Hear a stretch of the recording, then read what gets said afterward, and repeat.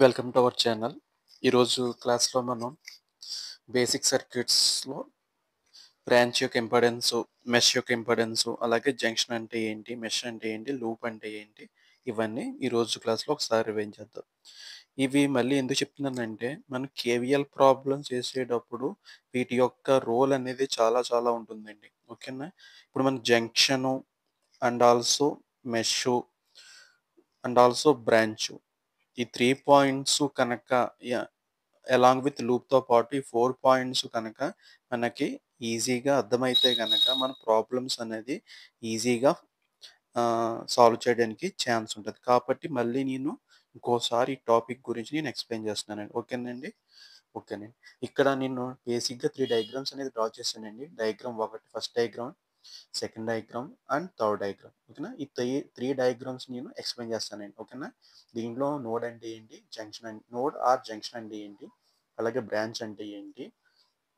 అలాగే లూప్ అంటే ఏంటి? అలాగే మెష్ అంటే ఏంటి? ఓకేనా? ఫస్ట్ వన్ వచ్చేసరికి ఏంటంటే నోడ్ ఆర్ జంక్షన్. ఓకేనా? ఫస్ట్ డెఫినిషన్ చూద్దామండి. నేను తర్వాత ఇప్పుడు ఎక్స్‌ప్లెయిన్ చేస్తానండి. ఓకేనండి? ఇప్పుడు జంక్షన్ ఆర్ నోడ్ అంటే ఏంటంటే a point in a circuit or network a point in a circuit or network at which at which two or more elements are joined together is known as junction.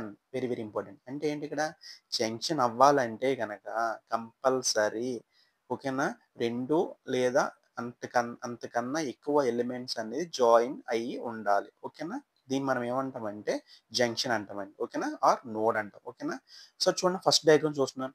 For example first డయాగ్రామ్‌లో resistance R1, R2 and also voltage ఈ 3 ఇవి ఎలా ఉన్నాయమ్మా?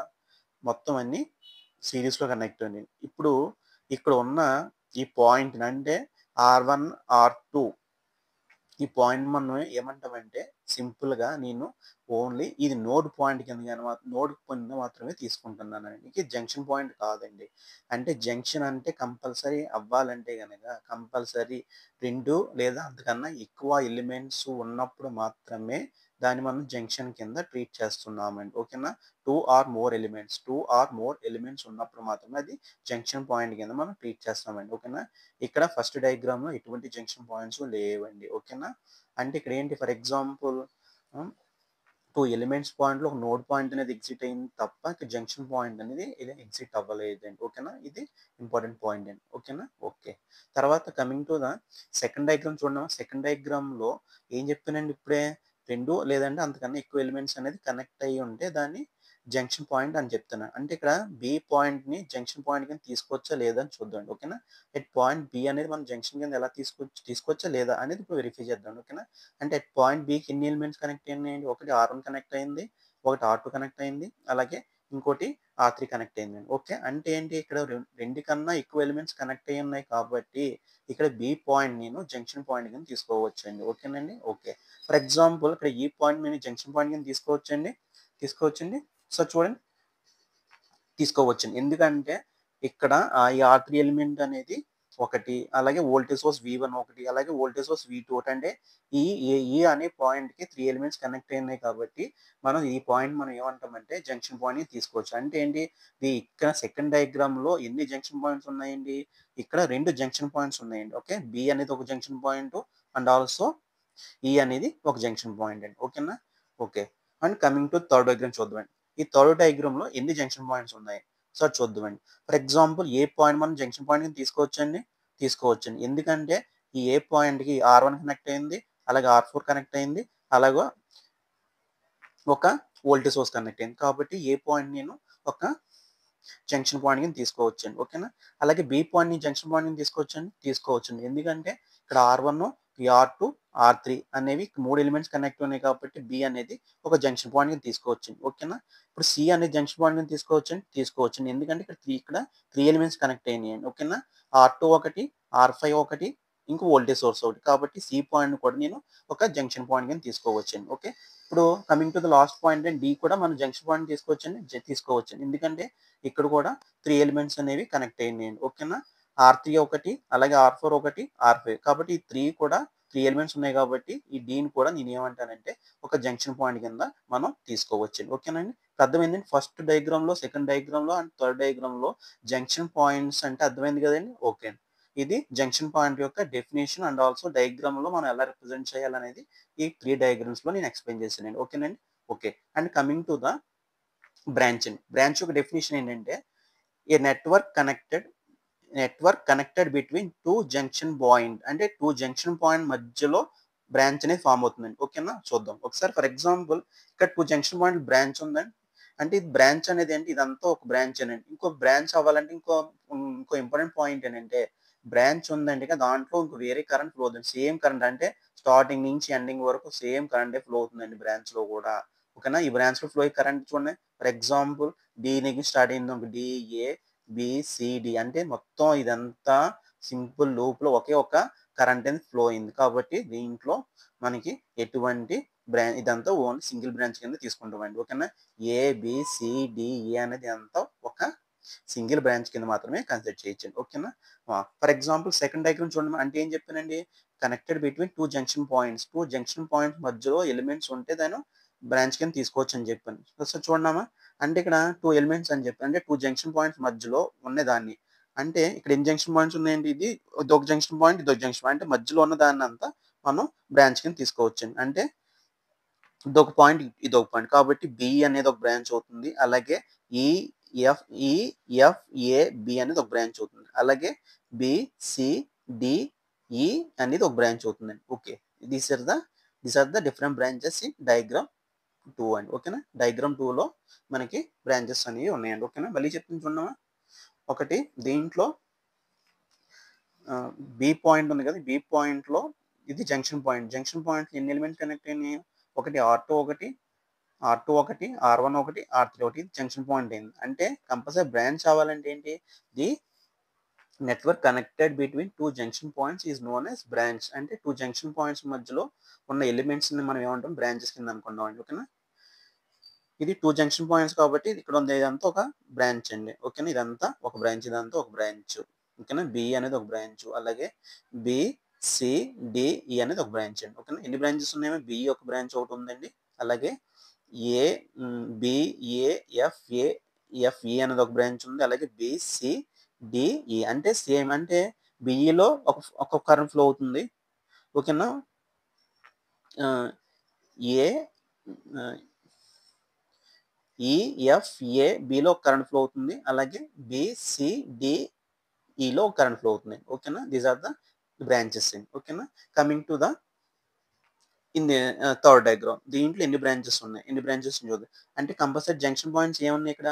ఏ is junction point, A is the junction point, B, C, D all are the junction points. కాబట్టి 2 junction points మధ్యలో form అయ్యేదే branch అని చెప్పిన ఏబి అనేది ఒక బ్రాంచ్ అవుతుందండి. ఓకేనా? అలాగే బీసీ అనేది ఒక బ్రాంచ్ అవుతుంది. ఓకేనండి? అలాగే సిడి అనేది ఒక బ్రాంచ్ అవుతుంది. అలాగే బీడీ అనేది ఒక బ్రాంచ్ అవుతుంది. అలాగే ఏడీ అనేది ఒక బ్రాంచ్ అవుతుంది. ఓకేనా? ఈ మళ్ళీ ఇక్కడ కూడా మనకి 2 పాయింట్స్ మధ్యలో ఉన్నాయి కాబట్టి ఏ, ఎఫ్, ఈ, సి కూడా ఒక బ్రాంచ్ అవుతుందండి. ఓకేనా? These are the different branches. ఇది బ్రాంచ్ యొక్క డెఫినిషన్ అండి. ఓకేనా? And coming to the third one loop అండి. లూప్ అంటే ఏంటంటే క్లోజ్డ్ పాత్. ఈ closed path of a circuit or network through which electric current is allowed to flow is known as loop అండి. ఓకేనా? For example ఈ loop యొక్క definition నేను డయాగ్రామ్‌లో ఎక్స్‌ప్లెయిన్ చేస్తానండి. చూద్దామండి ఒకసారి. ఫర్ ఎగ్జాంపుల్ లూప్ అంటే ఏంటి? మనం ఎక్కడైతే స్టార్టో మళ్ళీ అక్కడే ఎండ్ అవ్వాలి. అంటే కంటిన్యూ పాత్ అనేది ఉండాలి. అంటే ఒక కంటిన్యూస్ పాత్ అనేది ఎగ్జిట్ అయ్యి ఉండాలి.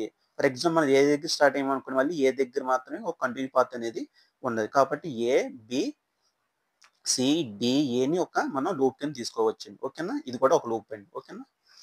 కమింగ్ టు సెకండ్ డయాగ్రామ్ దీంట్లో ఎన్ని లూప్స్ ఉన్నాయి? ఫర్ ఎగ్జాంపుల్ నేను ఏ దగ్గర స్టార్ట్ చేయండి.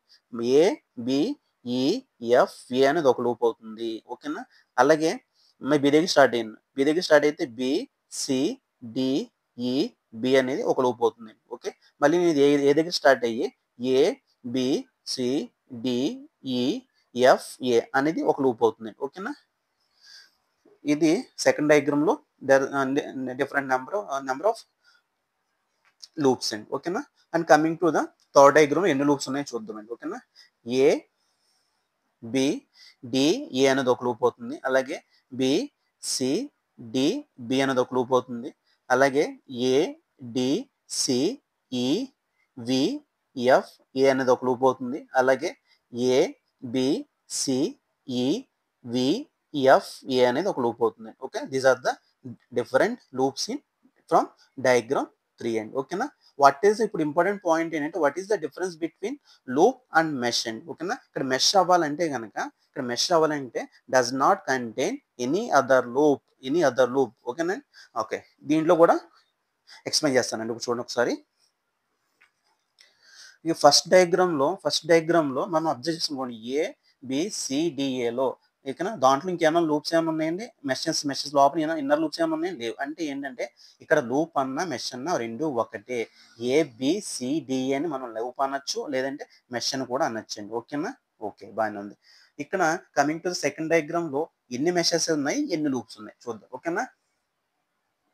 లూప్ అంటే ఒక క్లోజ్డ్ పాత్ అండి. ఒక లూప్ క్లోజ్డ్ పాత్.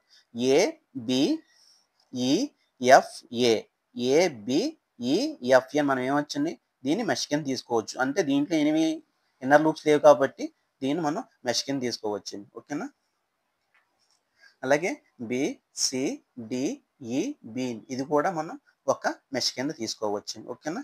దీంట్లో లూప్స్ అనేవి ఏమవుతుందంటే for example A B C D E F అనేది ఒక లూప్ అవుతుంది. ఎందుకంటే దీంట్లో ఇన్నర్ లూప్స్ అనేవి రెండు ఎగ్జిట్ అయినాయండి. ఓకే, ఏంటి అవి? ఏబి ఈఎఫ్ఏ ఒకటి, అలాగే బిసిడిఈబి ఒకటి. ఓకేనా. కాబట్టి అవి మనకి మెషెస్ అవ్వండి. ఓకేనా, లూప్స్ అవుతాయి. ఇదంతా ఒక లూప్ అవుతుంది. ఓకేనా. కమింగ్ టు ద థర్డ్ డయాగ్రామ్లో మెషెస్ ఎన్ని ఉన్నాయి, లూప్స్ ఎన్ని ఉన్నాయి? ఓకేనా. ఏ బి డి ఏ అనేది ఒక మెష్ అవుతుందండి. ఓకేనా. అలాగే బి సి డి బి అనేది ఒక మెష్ అవుతుందండి. ఓకేనా. అలాగే మనకి ఏ డి సి ఈ వి ఎఫ్ ఏ అనేది ఒక మెష్ అవుతుందండి. ఓకేనా. ఇప్పుడు ఇంకా లాస్ట్ వన్ ఏంటంటే అది ఏ బి సి ఈ వి ఎఫ్ ఏ అనేది ఏంటంటే అది ఒక లూప్ అవుతుందండి. ఎందుకంటే ఈ లూప్లో ఇక్కడ రెండు ఇన్నర్ లూప్స్ అనేవి ఎగ్జిట్ అయింది కాబట్టి ఏ బి సి ఈ వి ఎఫ్ ఏ అనేది మెష్ కాదు, అది లూప్ కింద మాత్రమే తీసుకుంటామండి. ఓకేనండి. ఇది చాలా చాలా చాలా చాలా ఇంపార్టెంట్ పాయింట్స్ అండి. ఈ పాయింట్స్ మనం గుర్తుంటే కనుక మనం కేవీఎల్ ప్రాబ్లమ్స్ అనేది ఈజీగా సాల్వ్ చేసుకోవచ్చు అండి. ఓకేనా. ఇంకో ఇంపార్టెంట్ పాయింట్ ఏంటంటే ఇక్కడ ఎన్నైతే మెషెస్ అయితే ఉన్నాయో అన్ని అన్నోన్స్ ఉంటాయి. దీంట్లో ఎన్ని మెషెస్ ఉన్నాయండి? ఓన్లీ ఒక మెష్ ఉంది కాబట్టి దీంట్లో ఒక అన్నోన్ మాత్రమే ఉంటుందండి. ఓకేనా. దీంట్లో ఎన్ని మెషెస్ ఉన్నాయండి? ఇక్కడ రెండు అన్నోన్స్ ఉన్నాయి కాబట్టి రెండు మెషెస్ ఉన్నాయి కాబట్టి రెండు అన్నోన్స్ మాత్రమే ఉంటాయండి. ఓకేనా. ఈ డయాగ్రామ్లో 3 మెషెస్ ఉన్నాయి కాబట్టి 3 అన్నోన్స్ ఉంటాయండి. ఓకేనా. ఇప్పుడు మనం ఈ చెప్పిన పాయింట్స్ అని బేస్ చేసి మనం ప్రాబ్లమ్స్లో ఈ కేవీఎల్ ప్రాబ్లమ్స్ అని ఈజీగా చేయొచ్చండి. ఓకేనా. ఇవి జంక్షన్ అంటే ఏంటి, బ్రాంచ్ అంటే ఏంటి, లూప్ అంటే ఏంటి, మెష్ అంటే ఏంటి, ఈ 4 పాయింట్స్ని మనం డిస్కస్ చేసి అలాంగ్ విత్ కేవీఎల్ కన్వర్షన్స్ ఏదైతే చెప్పానో అవి అన్ని గుర్తు పెట్టుకుంటే మనం కేవీఎల్ ప్రాబ్లమ్స్ అనేది ఈజీగా సాల్వ్ చేసుకోవచ్చండి. ఓకేనండి. ఇది ఈ రోజు క్లాస్లో మనం డిస్కస్ చేసిన ఇంపార్టెంట్ బేసిక్ పాయింట్స్ రిగార్డింగ్ దేని గురించి అంటే ఓన్లీ కేవీఎల్కి సంబంధించిన కాన్సెప్ట్ అండి. ఓకేనండి. ఓకే అండి. Thank you everyone. ఒకవేళ ఈ క్లాస్ కనుక నచ్చినట్లయితే కనుక క్లాస్ని సబ్స్క్రైబ్ చేయండి. అలాగే మీ ఫ్రెండ్స్ కూడా ఫార్వర్డ్ చేయండి. ఓకేనండి. Thank you everyone. Thank you.